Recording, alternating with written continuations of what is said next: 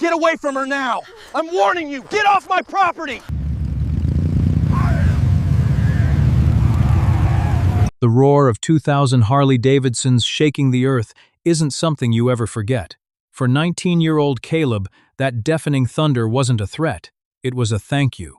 But 24 hours earlier, staring down the barrel of a sawed-off shotgun to save a stranger, he thought his life was over. The Mitchell family farm sat on a lonely, forgotten stretch of dirt road on the ragged edge of Ventura County, California. It was the kind of isolation that usually brought peace, but on a sweltering Tuesday evening in late August, it brought something else entirely.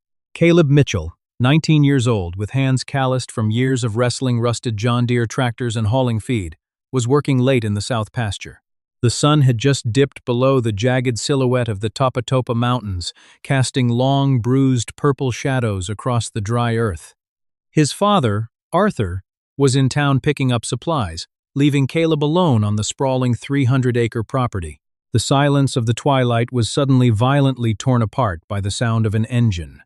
Not the steady, reliable hum of a neighbor's truck, but the high-pitched, desperate whine of a vehicle being pushed far beyond its limits. Caleb wiped the sweat and grease from his forehead with the back of his forearm and squinted through the settling dust. A beat-up, primer-gray 1990 Chevy Astro van came skidding down the private access road, entirely missing the turn for the main highway. It slammed into the dry creek bed at the edge of Caleb's property, the front axle snapping with a sickening metallic crunch. The van shuddered, spat a cloud of black smoke, and died. For a moment, Caleb considered calling a tow truck. Then he heard the screaming. It wasn't a panicked yell for help after a crash. It was a muffled, furious scream, the sound of someone fighting for their life. Instinct, sharpened by years of living far from emergency services, kicked in. Caleb didn't reach for his cell phone. Out here, the signal was nothing but dead air anyway. Instead, he sprinted toward the farmhouse, his heavy work boots pounding against the hard-packed dirt. He vaulted up the porch steps, tore open the screen door, and went straight for the gun cabinet in the hallway. He grabbed his father's Winchester 1000, 894 lever-action rifle, grabbed a handful of 30 shells from the top drawer, and shoved them into his pockets as he ran back out into the fading light. He didn't run straight down the driveway. He was a farm boy. He knew the land. He cut through the dense rows of citrus trees, using the shadows and the thick foliage as cover, until he was 50 yards from the stranded van. Through the leaves, he saw them. 2 men had piled out of the front seats. They looked rough, frantic, desperate men running on adrenaline and likely cheap methamphetamine. One was tall and wiry with a shaved head and a jagged spiderweb tattoo creeping up his neck. The other was shorter, heavy-set, gripping a rusted, sawed-off shotgun. "Get her out! Drag her if you have to. We gotta move before they catch up," the wiry one yelled, his voice cracking with panic. The heavy-set man ripped the sliding side door open. He reached into the dark interior and violently hauled out a woman. She hit the dusty ground hard, but immediately kicked out, her boot catching the heavy-set man squarely in the knee. He cursed, striking her across the face with the back of his hand. Caleb's blood ran cold, but his grip on the Winchester tightened. The woman wasn't young, but she was fighting like a cornered wildcat.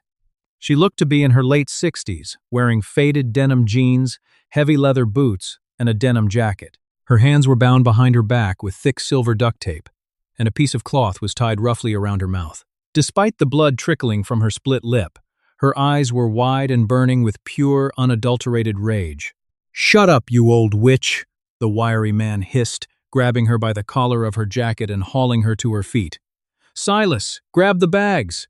We're hoofing it to the highway." Caleb knew he was outgunned if this turned into a chaotic firefight. A shotgun at close range was devastating, but the Winchester had accuracy and reach. He stepped out from the cover of the orange grove, raising the rifle to his shoulder. He took a deep breath, settling the iron sights squarely on the center of the van's windshield, just inches away from the wiry man's head.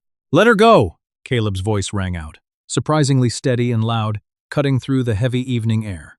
Both men froze. Silas, the heavy-set man, spun around, wildly sweeping the sawed-off shotgun toward the tree line. "Who the hell is that?" I said let her go, Caleb repeated, stepping fully into the dirt road. He levered around into the chamber.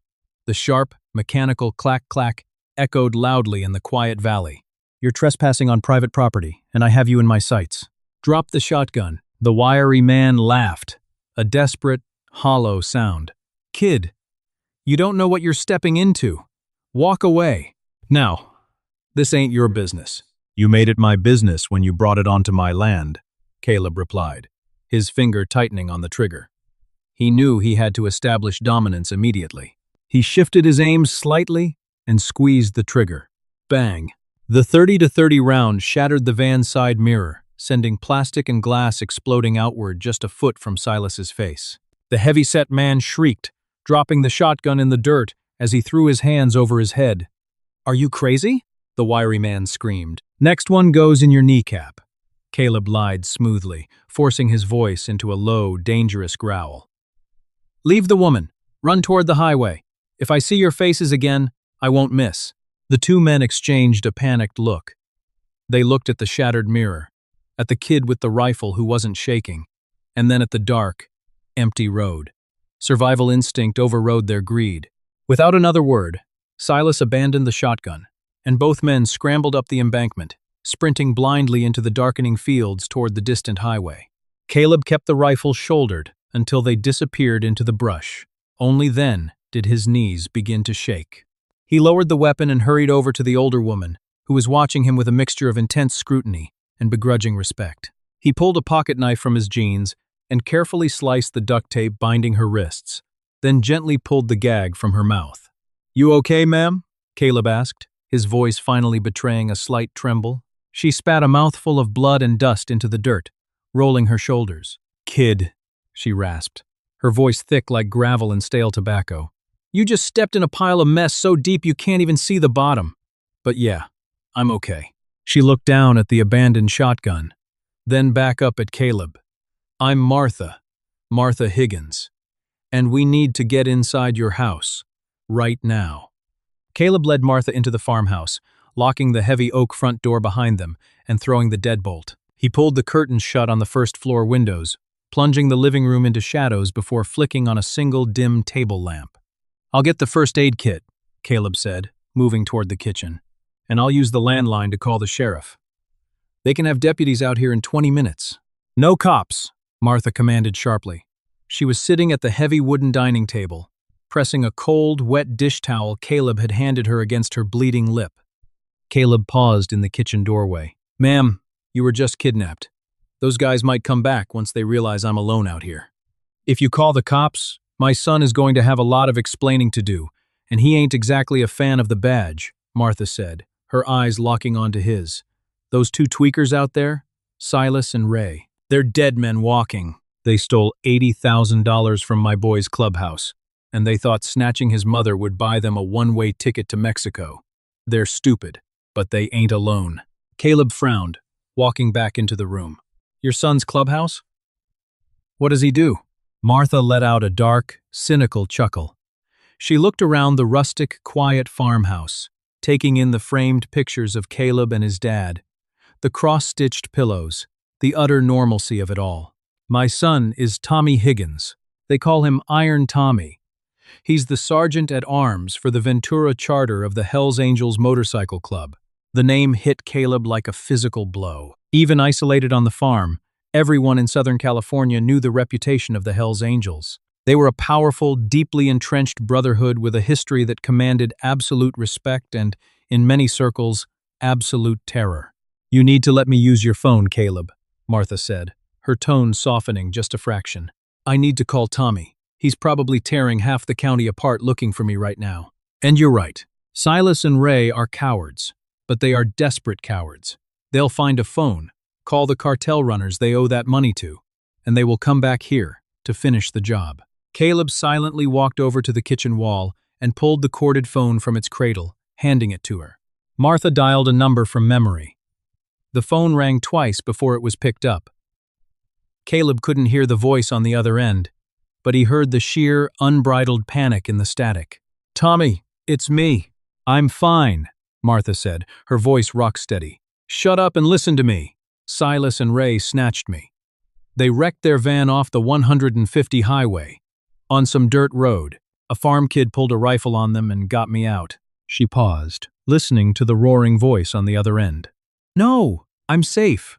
I'm in his farmhouse. But Tommy, they ran off. They're going to bring their local muscle back here. The kid is alone. She looked up at Caleb, her expression unreadable. Okay, I'll tell him.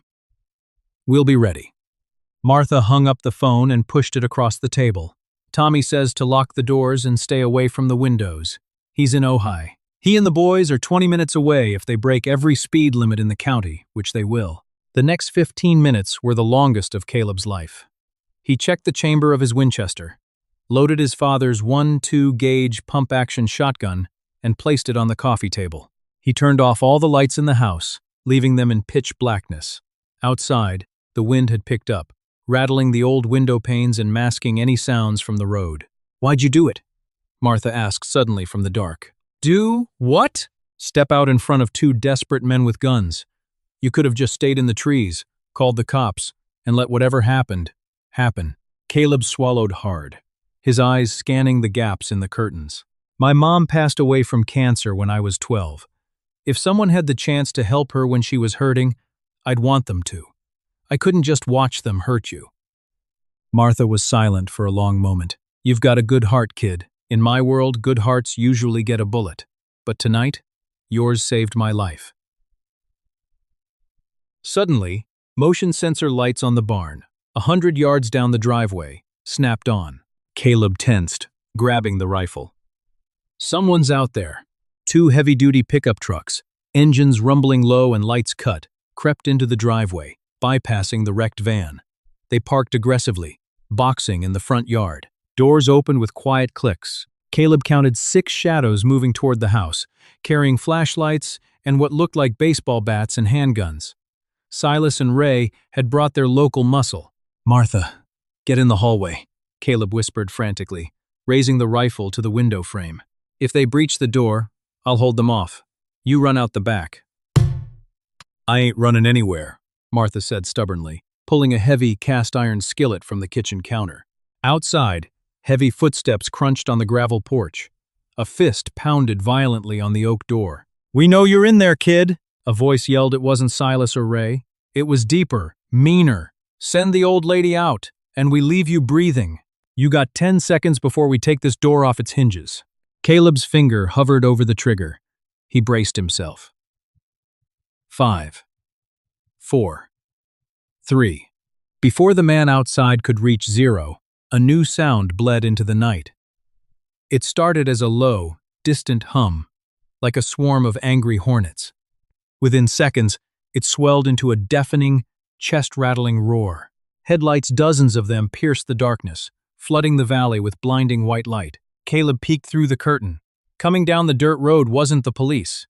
It was a terrifying, beautiful wall of chrome, leather, and roaring V-twin engines. At least 40 motorcycles came tearing up the driveway in perfect, disciplined formation. These were the scouts. The vanguard. The thugs on the porch froze in absolute terror. The bikers didn't politely park. They swarmed the property. They circled the 2 pickup trucks, cutting off any avenue of escape. The engines were so loud, the farmhouse windows vibrated. Men in heavy leather cuts, bearing the iconic winged death's head patch of the Hells Angels, dismounted in unison. They didn't yell. They didn't threaten. They moved with a chilling, synchronized violence. Caleb watched in stunned silence as the 6 thugs realized they had walked into a nightmare. One of them raised a handgun, but before he could even aim, a massive biker wielding a heavy steel chain swung it in a vicious arc, shattering the man's wrist. The thugs were overwhelmed in seconds, dragged off the porch and thrown mercilessly into the dirt by the sheer weight of numbers. A moment later, the sea of bikers parted. A massive man, standing 6'4", with a thick, graying beard, heavily tattooed arms, and a patch on his chest that read, Scargent, at arms, strode toward the house. His face was a mask of cold fury. Martha! The man roared over the idling engines. Caleb quickly unlocked the door and pulled it open. Martha pushed past Caleb, stepping out onto the porch. For the first time all night, The tough-as-nails woman looked vulnerable. "Tommy," she breathed. Tommy Higgins bounded up the steps and wrapped his massive arms around his mother, burying his face in her shoulder. The fearsome biker held her tightly, visibly shaking. After a long moment, he pulled back, his eyes dark as he saw the blood on her chin and the bruises forming on her wrists.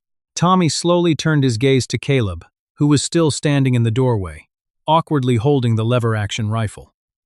The giant biker stepped forward. He looked Caleb up and down, taking in the young, grease-stained farm boy. Tommy reached out a massive, calloused hand.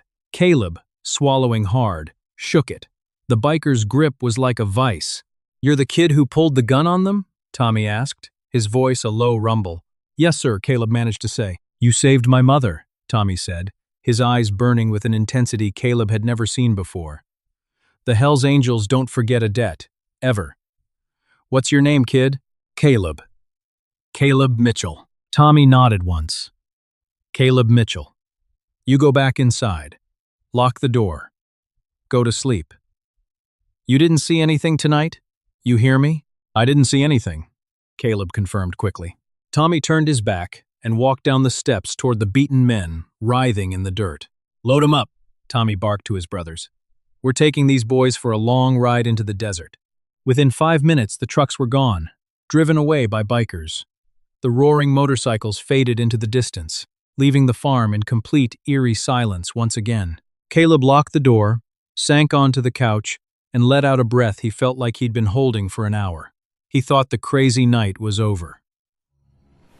He thought the Hells Angels had settled their score and vanished back into the shadows. He had no idea that tomorrow morning, the entire world was going to show up at his front door. The sun had barely scraped the horizon the next morning when Arthur Mitchell's rusted Ford pickup rattled down the driveway. He had spent the night sleeping in the cab outside the county hardware store after a blown tire and a missing jack left him stranded on the shoulder of Route 150.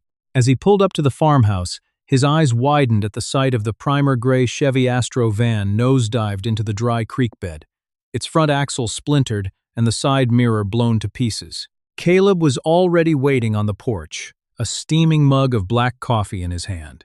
He looked older than he had yesterday. "Caleb, what in the hell happened here?" Arthur demanded, slamming the truck door and jogging up the steps. "Who does that van belong to? Was there an accident?" Caleb set his mug on the porch railing and looked at his father. "Dad, we need to go inside. I have a lot to explain, and I don't think we have much time." Over the next 20 minutes, Caleb recounted the entire chaotic night. He told his father about Silas and Ray, the shotgun, the Winchester, the kidnapped woman in the dirt, and the terrifying, violent arrival of Tommy Higgins and the Hells Angels. Arthur sat at the kitchen table, his weathered face pale, rubbing his temples. "You shot at them, Caleb? You stepped out in front of a sawed-off shotgun?" "I had to, Dad. They were going to kill her. Or worse." Arthur sighed, a heavy, exhausted sound. He looked at the shotgun still resting on the coffee table. "You did the right thing, son. A dangerous thing, but the right thing. But these men, the Hells Angels, they live by a different set of rules. We need to call the sheriff. If those cartel runners Silas owed money to come looking for their cash." "Tommy said it was handled," Caleb interrupted. "Tommy is an outlaw, Caleb!" Arthur snapped, his fear for his son bleeding through his voice. "We are farmers. We don't mix with." Arthur's words died in his throat. It started as a vibration in the floorboards, a subtle tremor that rattled the ceramic coffee mugs in the kitchen cabinets. Then it became a sound. It wasn't the sudden, aggressive roar of the 40 Scouts from the night before. This was a low, rolling thunder that seemed to stretch across the entire valley. It was a mechanical earthquake. Caleb and Arthur rushed to the front window, throwing the curtains wide open. "Good God Almighty," Arthur whispered. Coming down the narrow county road, stretching back as far as the eye could see, was a tidal wave of motorcycles. They rode two abreast, a seemingly endless parade of gleaming chrome, custom paint jobs, and heavy black leather. The air grew thick with the smell of high-octane fuel and hot exhaust. They turned down the Mitchells' long dirt driveway, flooding the property. There were hundreds of them. Then, thousands. They parked with military precision, lining up row after row across the front yard, the north pasture, and along the edges of the citrus groves. Patches from all over the country were visible: Ventura, Oakland, San Bernardino, Las Vegas, Phoenix. The sheer logistical coordination was staggering. This wasn't just a local charter. This was a massive, unified show of force.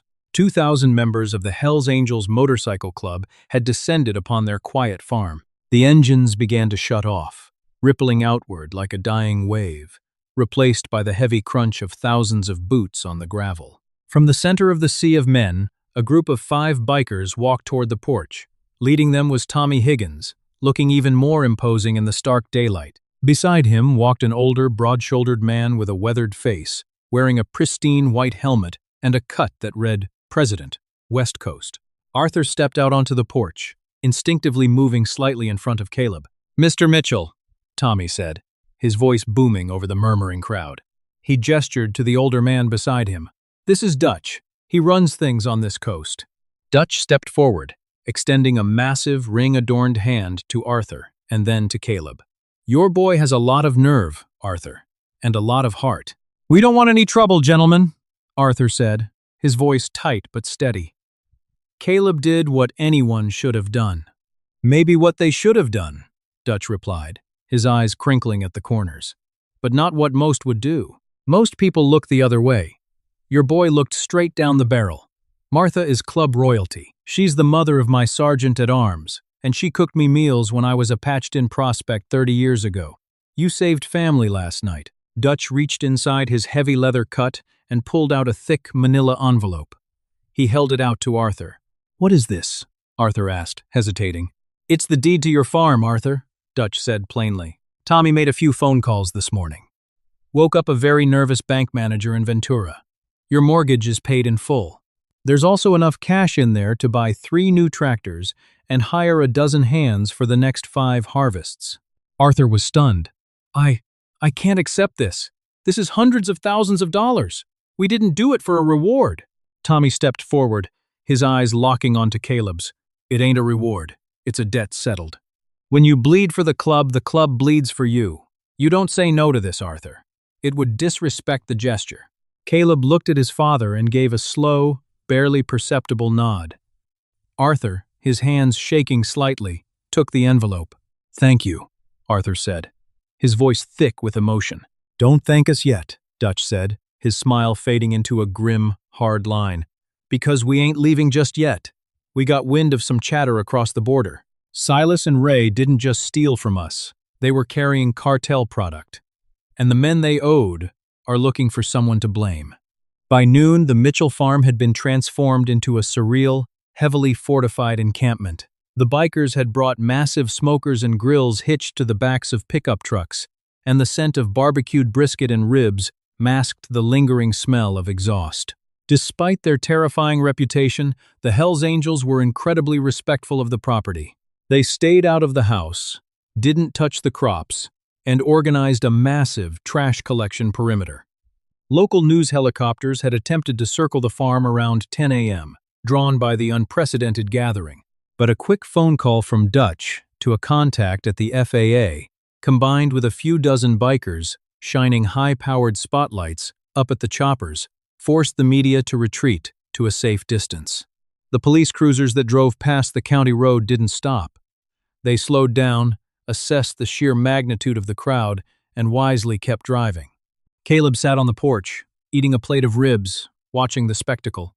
Men with names like Bear, Chain, and Jumper kept coming up to him, shaking his hand, clapping him on the shoulder, and offering him a beer, which he politely declined, settling for a soda. For a few hours, the terror of the previous night felt like a distant nightmare. But 200 miles away, in a fortified, dust-choked compound on the outskirts of Bakersfield, the nightmare was very much alive, and it was heavily armed. Hector El Toro Vargas was not a man who accepted losses.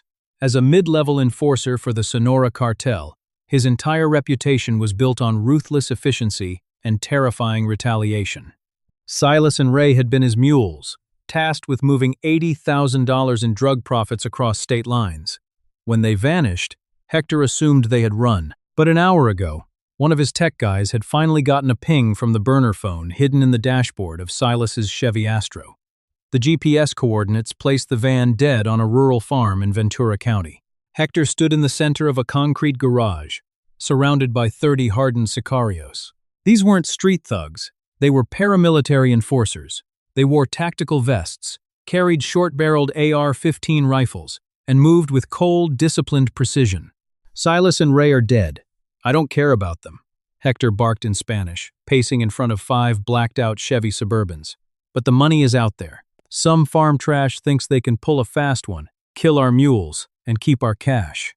We go in hard, we secure the money, we burn the farmhouse to the ground, and we leave no one breathing. It sends a message. No one touches our operation. Hector didn't know about the Hells Angels. Silas and Ray hadn't lived long enough to warn him, and the rural isolation of the Mitchell farm meant the cartel boss hadn't seen the morning news reports of the biker rally. He thought he was leading an army against an old man and a teenager. The convoy of black Suburbans rolled out of the compound, hitting the highway at 80 miles an hour. Inside the lead vehicle, Hector checked the magazine of his rifle, his face an emotionless mask. He was anticipating a 10-minute job. Kick the doors, shoot the targets, grab the duffel bag, and strike a match. Back at the farm, the atmosphere was shifting. The casual barbecue was winding down. Dutch and Tommy were standing near the front gate with a few heavily patched men, speaking in low, urgent tones. One of the bikers held a police scanner to his ear. Tommy walked briskly back to the porch, his face grim. Arthur, Caleb, I need you both inside. Go down to the root cellar and stay there until I come get you. What's happening? Caleb asked, standing up, his heart rate instantly spiking. Our scouts on Route 150 just radioed in, Tommy said, racking the slide of a heavy 1,911 pistol and holstering it at his hip. 5 black SUVs, no plates, heavily tinted windows, moving fast toward your access road. The cartel tracked the van. Arthur grabbed Caleb's arm. Tommy, you can't have a war on our property. There are thousands of you, but if they have automatic weapons... Arthur, listen to me, Tommy said, his voice terrifyingly calm. They are sending 30 men to a location where 2,000 of my brothers are currently standing. They don't know we're here. We are not going to have a war. We are going to teach them a lesson in mathematics. Now, get in the cellar. Caleb and Arthur retreated into the house, locking the heavy oak door. They bypassed the cellar, though. Caleb couldn't hide in the dark. He crept up to the second-floor bedroom, cracked the window, opened an inch, and watched the driveway through the scope of his Winchester rifle. He had to see. Outside, the mood of the 2,000 bikers shifted instantly from a celebratory brotherhood to a highly organized military unit. Shouts echoed across the fields. Engines didn't start. Instead, men moved in total silence. They began to push their massive 800-pound motorcycles toward the entrance of the property. The dust cloud announced their arrival before the engines did. Hector's convoy of black Suburbans turned sharply off the paved highway and onto the Mitchell's dirt access road. They were driving aggressively, fishtailing slightly as they accelerated toward the farmhouse. Inside the lead vehicle, Hector peered through the windshield, expecting to see the isolated, vulnerable farmhouse. Instead, as the vehicles crested the small rise that overlooked the property, Hector's driver slammed on the brakes so hard the heavy SUV skidded sideways in the dirt. The 4 vehicles behind him swerved and screeched to a halt to avoid a pileup. "What the hell are you doing?" Hector roared, grabbing the dashboard as he was thrown forward. "Boss," the driver whispered, his voice trembling as he pointed out the windshield. "Look." Hector looked, and the blood drained from his face. Spanning the entire width of the property, blocking the driveway, the fields, and any possible avenue of approach, was a literal wall of steel. The bikers had lined up their heavy motorcycles tire to tire, creating an impenetrable chrome-plated barricade that stretched for 200 yards. But it wasn't the bikes that made Hector's heart freeze. It was the men standing behind them. 2,000 members of the Hells Angels stood shoulder to shoulder in utter, terrifying silence. They weren't yelling. They weren't posturing. They simply stood there, a sea of leather cuts and hardened faces. The afternoon sun reflected off the chains at their waists and the dark sunglasses covering their eyes. Hundreds of them had their hands resting casually inside their heavy leather jackets. The implication was clear. Every single one of them is armed. Hector's men were tough. They were killers. But there were 30 of them. Looking out at the endless ranks of the most notorious motorcycle club in the world, the sicarios in the SUVs froze. From the center of the barricade, the ranks parted slightly. 3 men walked out into the dusty space between the motorcycles and the idling SUVs. It was Dutch, Tommy Higgins, and a massive biker with a scarred face holding a heavy iron crowbar. Dutch stopped 30 yards from the lead SUV. He didn't yell. He didn't draw a weapon. He simply pointed a single, leather-gloved finger directly at Hector's windshield and then slowly pointed back toward the highway. Leave. Inside the SUV, Hector's second-in-command swallowed hard, his grip slipping on his AR-15. Boss, that's Dutch. That's the West Coast president of the Angels. If we fire a single shot, we won't make it to the county line. They will tear us apart with their bare hands. Hector's jaw clenched. His pride screamed at him to fight, to show dominance. But he was a survivor above all else.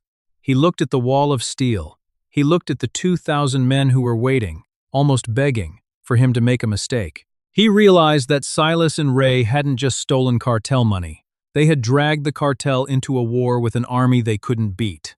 Hector keyed the radio on his dashboard. All units, reverse. Slowly. Keep your weapons down. Slowly, carefully, the 5 black Suburbans shifted into reverse.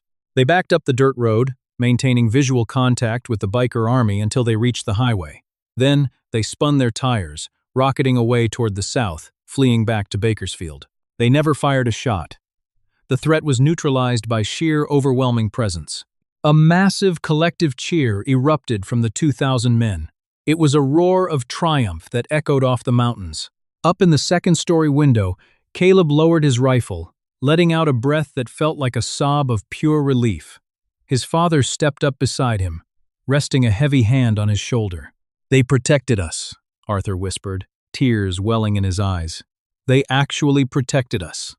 By late afternoon, the massive rally began to disperse. The deafening roar of engines returned as, charter by charter, the Hells Angels formed up and rode out. They left the property exactly as they found it, minus a few tire tracks in the grass. As the sun began to set, casting those familiar, bruised, purple shadows across the farm, only a few bikers remained. Tommy Higgins and Dutch stood on the porch with Caleb and Arthur. "They won't be back," Dutch said, lighting a thick cigar and taking a long drag. "Word will travel fast in Hector's circles. This farm, this land, and your family are under the protection of the club. Anyone who looks at you sideways will have to answer to us." Tommy stepped forward and pulled something from his heavy leather cut. It wasn't money this time. It was a small, heavy piece of embroidered fabric. It was a diamond-shaped patch that read, HAMC, Friend of the Club. Tommy handed it to Caleb. "You keep this in your wallet, kid. You show this to any brother, anywhere in the world, and you get whatever you need. You're 19. You got a lot of life ahead of you, but you walk tall, you hear me? You earned it." Caleb took the patch, feeling the heavy stitching under his thumb. "Thank you, Tommy. Tell your mother I said hello." Tommy smiled, a genuine, warm expression that completely transformed his scarred face. "She baked you a pie. It's on the kitchen counter. Cherry. Don't tell the boys. It ruins her tough guy reputation." With a final handshake, Dutch and Tommy walked down the steps, mounted their customized Harley Davidsons, and kicked the engines to life. Caleb and Arthur stood on the porch, watching as the final 2 bikers rode down the long dirt driveway, their taillights fading into the California dusk. The silence returned to the Mitchell farm, but it was no longer the lonely, isolated silence of vulnerability. It was the peaceful silence of a fortress, paid for in blood, defended by iron, and secured by the unbreakable bond of a brotherhood that never forgets a debt. Caleb looked at the small patch in his hand, then out at the sprawling, debt-free acres of his home. He knew one thing for certain: he would never be afraid of the thunder again. Caleb's split-second choice to risk his life for a stranger turned a quiet farm into a fortress, protected by the world's most notorious brotherhood. Sometimes, a single act of courage echoes louder than 2,000 roaring engines. What would you have done if a motorcycle club owed you a life debt? Let us know in the comments. If you enjoyed this story, please like, share, and subscribe for more incredible tales. Hi, my name is Dominant Flame Escrow, the owner and manager of Dominant Flame Escrow. After watching the video, Farm Boy rescues abducted biker's mom. Next day, 2,000 Hell's Angels arrived at his door. I'd really like to know what you think. How did this story make you feel? What stayed with me most was the courage behind a simple decision to help someone in danger, even without knowing who they were connected to. The farm boy didn't seem motivated by reward or recognition. He just did what he felt was right in the moment. I think that's what gives this story its emotional weight. Sometimes ordinary people end up making the biggest difference through small acts of bravery and compassion. Do you think most people would have stepped in the same way, knowing the risks involved? And when the bikers showed up afterward, do you think it was more about gratitude, respect, or protecting someone who had earned their trust? Stories like this remind us that character often shows itself during difficult moments when nobody is watching. If this story meant something to you, I'd really love to hear your thoughts in the comments. And if you enjoy biker stories filled with loyalty, courage, and unexpected emotional moments, feel free to like and subscribe only if you'd like to see more.